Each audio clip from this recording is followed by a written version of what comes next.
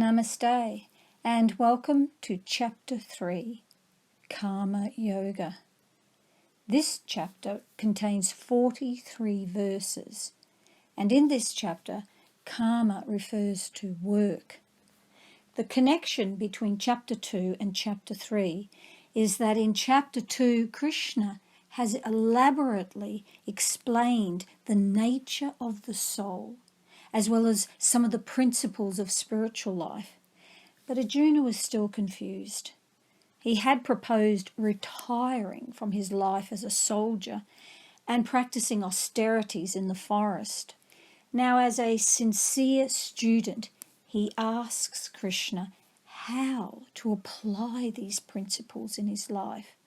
How should a person act? What actions are beneficial for him? So Chapter 3 is a crucial chapter because here Krishna explains Karma Yoga, action in the service of the Lord. Sometimes people think that spiritual life means inertia, but the very nature of the soul is to be active.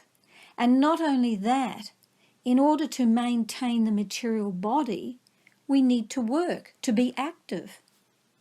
So here in Chapter 3, Krishna outlines the necessity for action. And more than just action, but how we can spiritualize our actions. Many people nowadays talk about Karma Yoga as selfless service. That is, doing work for others for free. However, selfless service doesn't necessarily imply volunteer work. Volunteer work can still be founded in our desires for personal fruits, such as feeling good about our actions, or wanting to be seen by others as a good person who does good for others, or earning good karma, and so on. This is called fruitive actions, which still bind one to the wheel of birth and death. Such fruitive actions of helping others, although binding, are still to be encouraged for individuals and society because it's better to help others in need than not. But Karma Yoga goes deeper than fruitive actions. Karma Yoga means doing the work intended for you, in other words, your prescribed duties, without longing for the material fruits of that work. The impetus for Karma Yoga is working for the pleasure of the Supreme Lord. So in order to understand Karma Yoga, one must first understand who the self is. In Chapter 2, Krishna has described the transcendental nature of the soul. But secondly, a person must recognize the existence of and the nature of the Supreme Soul. So here in Chapter 3, Krishna, the Supreme Personality of Godhead, describes the ultimate meaning of Karma Yoga. That is, any work we do as an offering to Krishna for his pleasure. So let's begin Chapter 3. I have divided it into 6 segments with a collection of 22 out of the overall 43 verses. Segment 1, verses 1 to 2. These 2 verses are the opening question by Arjuna. Verse 1.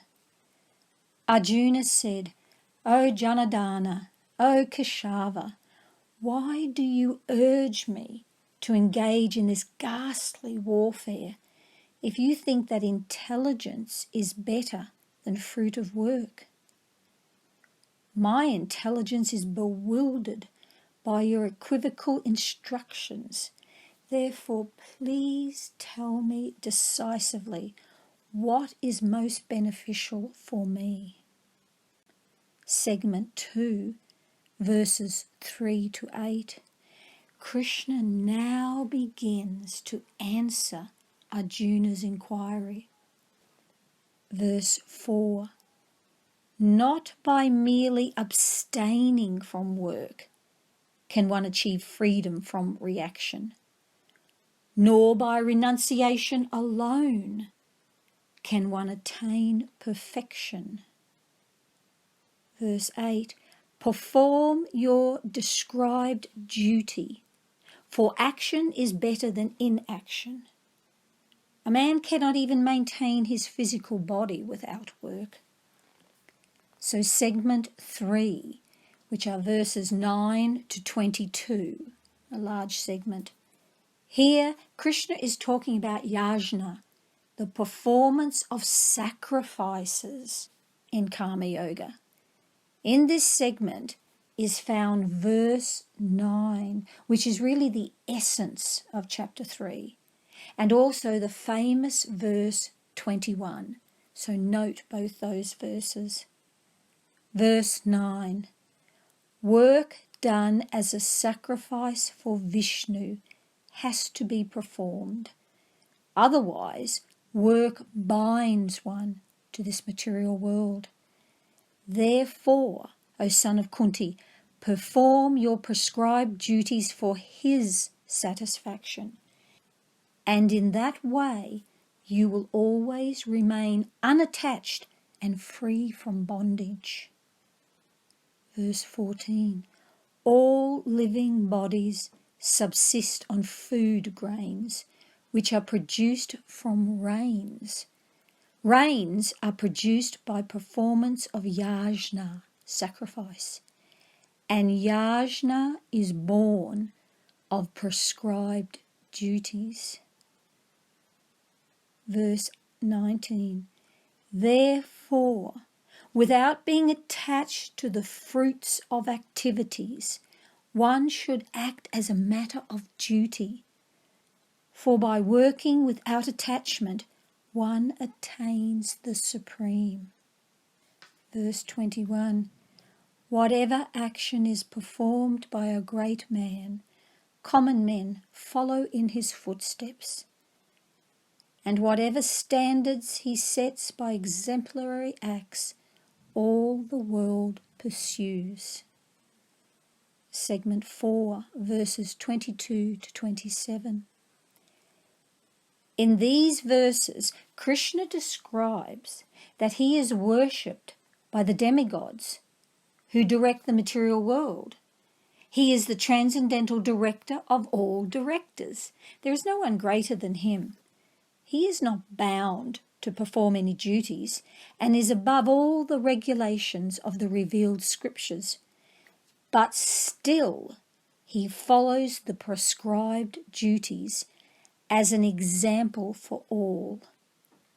Verse 22, O son of Pritha, there is no work prescribed for me within all the 3 planetary systems, nor am I in want of anything, nor have I need to obtain anything, and yet I am engaged in work. Verse 23, for if I did not engage in work, O Partha, certainly all men would follow my path. Verse 26, let not the wise disrupt the minds of the ignorant who are attached to fruit of action. They should not be encouraged to refrain from work, but to engage in work in the spirit of devotion. Segment 5, which are verses 28 to 35. Now here, Krishna is giving clear guidance to Arjuna, and this segment contains the famous verse 30.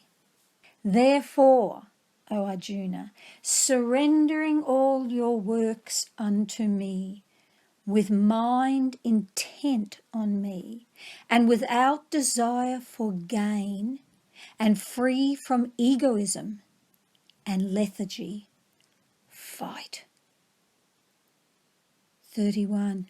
One who executes his duties according to my injunctions and who follows this teaching faithfully, without envy, becomes free from the bondage of fruitive actions. And now for the final segment 6, which are verses 36 to 43. This is also a very important part of chapter 3, and as such I've included all 8 verses. Krishna has already outlined the necessity for controlling the senses, and it is here that he gives clear directions on how we can become purified of lust. These are amazing guidelines from Krishna. Let's begin with the astonishing question Arjuna asks that many of us can relate to, and which precipitated Krishna's famous answer. Verse 36, Arjuna said, "O descendant of Vrishni, by what is one impelled to sinful acts, even unwillingly, as if engaged by force?" Verse 37, the blessed Lord said, "It is lust only, Arjuna, which is born of contact with the material modes of passion and later transformed into wrath, and which is the all-devouring, sinful enemy of mankind. As fire is covered by smoke, as a mirror is covered by dust, or as the embryo is covered by the womb, similarly, the living entity is covered by different degrees of this lust. Thus, a man's pure consciousness is covered by his eternal enemy in the form of lust, which is never satisfied and which burns like fire. The senses, the mind, and the intelligence are the sitting places of this lust, which veils the real knowledge of the living entity and bewilders him. Therefore, O Arjuna, best of the Bharatas, in the very beginning, curb this great symbol of sin, lust, by regulating the senses, and slay this destroyer of knowledge and self-realization. The working senses are superior to dull matter. Mind is higher than the senses. Intelligence is still higher than the mind, and he, the soul, is even higher than the intelligence. Thus, knowing oneself to be transcendental to material senses, mind, and intelligence, one should control the lower self by the higher self, and thus, by spiritual strength, conquer this insatiable enemy known as lust. Wasn't that an outstanding chapter with many verses in it that help us in our daily life? Amazing. So until we meet for chapter 4, titled Transcendental Knowledge, Namaste. Hare Krishna,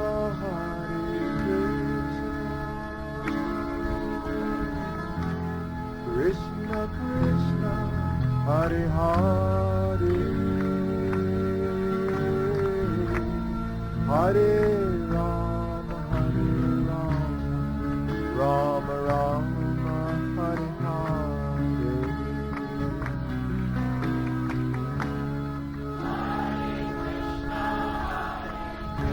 Hare Bol.